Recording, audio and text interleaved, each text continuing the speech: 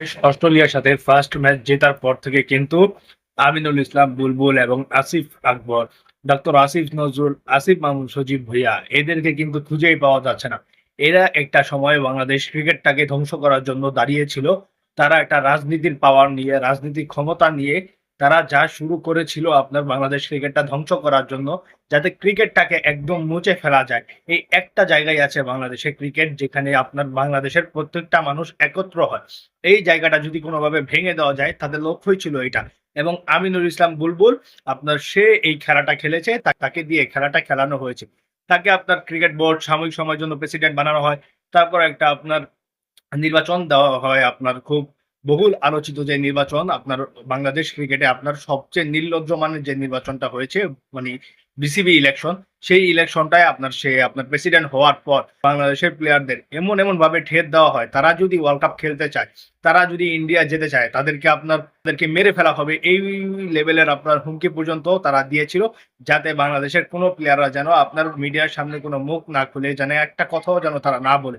তো এইভাবে আমাদের ক্রিকেটটাকে একদম নিচে নামিয়ে ফেলছিল তারা। তারা যে কোনো মূল্যে ক্রিকেটটাকে ধ্বংস করতে চেয়েছিল। কিন্তু সেই সময় তামিম ইকবাল একা প্রতিবাদ করে গিয়েছে, সে একা চাপে রেখেছে তাদেরকে। একমাত্র তামিম ইকবালের জন্য আপনার সম্ভব হয়েছে। এবং অবভিয়াসলি বিএনপি নির্বাচিত হওয়ার পর সমস্যাটা ঠিক হয়ে গিয়েছে। তামিম ইকবালকে আপনার বোর্ড প্রেসিডেন্ট বানায় তারা।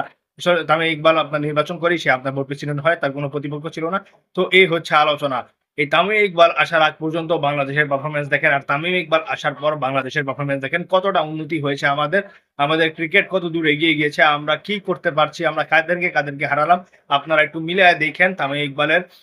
তামিম ইকবালকে যারা দালাল বলেন, যারা ইন্ডিয়ার এজেন্ট বলেন, তাদেরকে ভাই আমার আর কিছু বলার নেই। তারা আসলে ভাই বোকা রাজ্যে বাস করে।